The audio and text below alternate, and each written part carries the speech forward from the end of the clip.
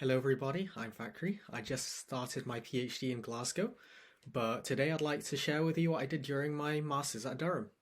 This is a physics and numerical study to quantify the pressure evolution of a magma reservoir, and by the end of a presentation, I will provide a simple analytical method for calculating the pressure of a magma chamber under recharge. So I'm sure we're all familiar with the concept that volcanic eruptions are fed by a recharge of magma from deep in the Earth's interior. When you fill a magma reservoir, the pressure of a magma reservoir increases, which drives the chamber to inflate. And an example of this process can be quantified by the well-known Mogi model. And once the pressure overcomes a threshold value, namely the bulk modulus of the wall rock, brittle fracturing of the chamber walls occurs, which creates a new pathway for magma to erupt to the surface. However, there's an additional compressibility process that also exists during magma recharge.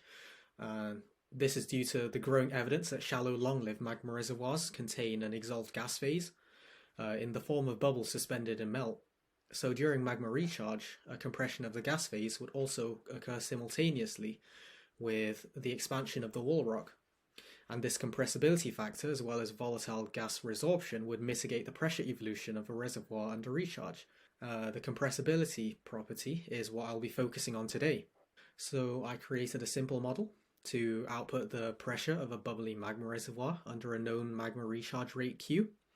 We assume no elastic response from the chamber wall, so all the injected volume is accommodated by a reduction in the gas volume, kind of like a piston effect. No magma mixing occurs between the injected and pre-existing magma. The bubbly magma is also approximated into a lattice of bubble cells that deform homogeneously. For simplicity, the model also assumes a perfectly isothermal system. And finally, under a constant injection rate Q in meters cubed per second. And here's a few animations to help you visualize what I'm trying to make the model do. So the injection timescale lambda r is a maximum time for the new magma to completely accommodate the compressible gas volume, and that's when the model ends. The advantage of approximating the bubbles into a lattice of bubble cells is that we can model a single bubble to reflect the processes of the entire magma reservoir. Here you can see that the gas volume decreases, but the melt volume is conserved, so you get a reduction in the bubble radius r and the cell radius s, but the melt shell thickness L increases. If you'd like more information about this bubble cell modelling approach, please refer to the paper I've linked. So let's briefly explain the physics of the model.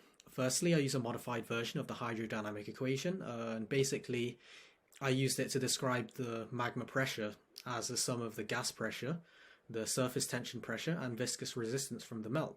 However, during this investigation, I found out that the capillary pressure and viscous resistance terms are negligible.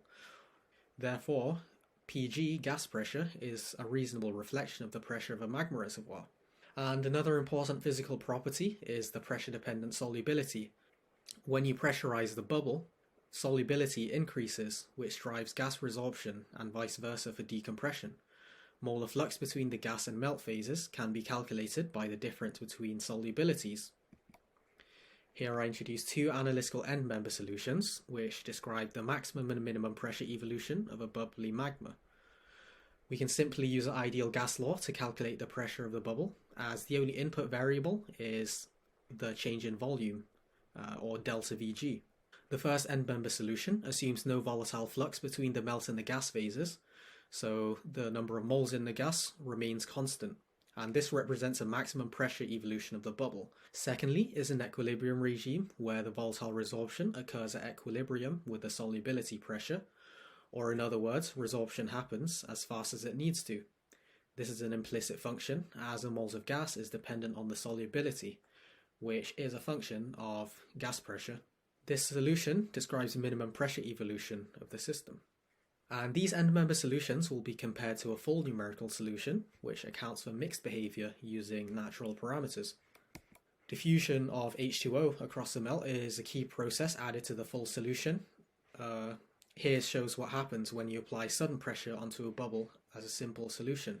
So Fick's second law describes the movement of the water molecules across the melt. And this shows that the resorption flux of volatiles is limited by the diffusivity across the melt.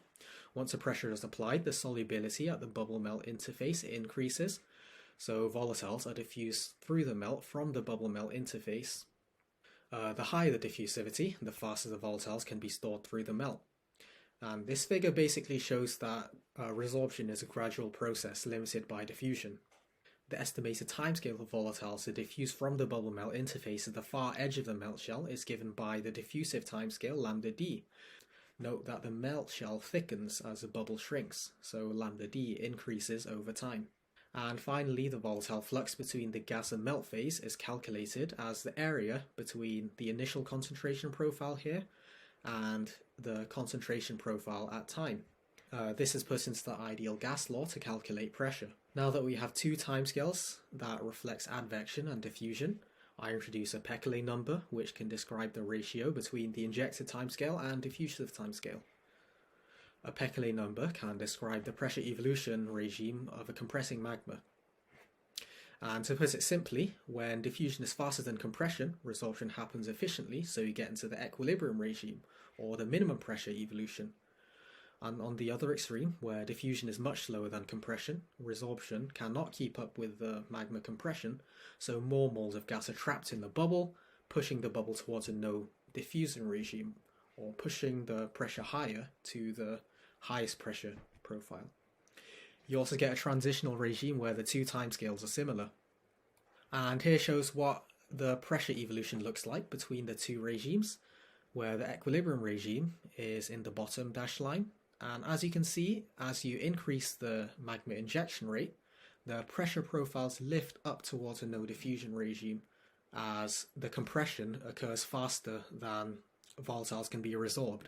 The pressure is on a logarithmic scale, which shows the vast pressure differences between the two end member regimes. Here shows that the higher the compression rate, the lower the Peclet number. Note that all Peclet profiles show a decreasing trend as the melt shell thickens and lambda d increases over time. So with a model established, a question I set out to answer was, in nature, can a high enough magma injection rate into a pre-existing bubbly magma reservoir cause the pressure to increase in disequilibrium? Or in other words, can you get a magma injection rate in nature with a Peclet less than 1?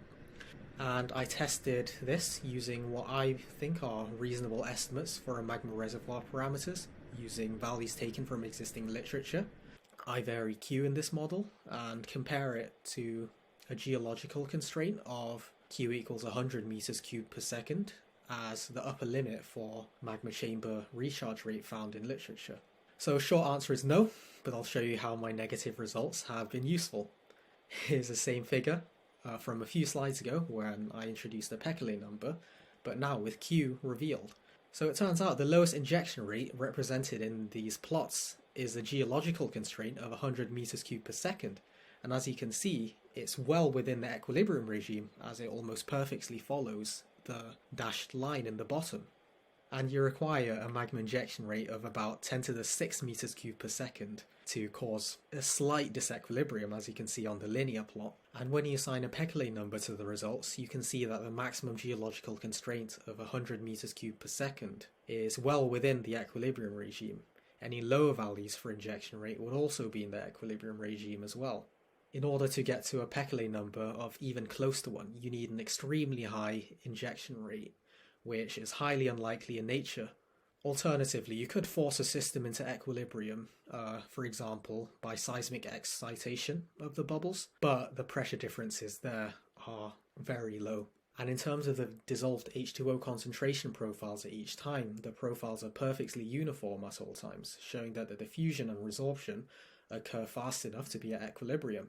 So, to conclude, while my results were technically negative, the value from the results is that we can now reasonably assume that calculating the pressure of a bubbly magma reservoir under recharge is at equilibrium with the solubility. Why? Because geological processes are so slow, so H2O diffuses and resorbs fast enough to keep at equilibrium with solubility pressure. So we can solve the gas pressure evolution with a known volume change of a magma using the analytical implicit solution from the equilibrium end member. This is much less computationally costly than the numerical solution as well. So with these conclusions in mind, I hope these results will be helpful to constrain physics-based magma models in the future. Thank you so much for your attention. If you'd like to see the slides or see my code or need any additional information at all, or just a general discussion, please contact me with the links below. Hopefully next year I'll share with everyone what I'm working on with my PhD. A little hint, it's about space magma. Thank you everyone.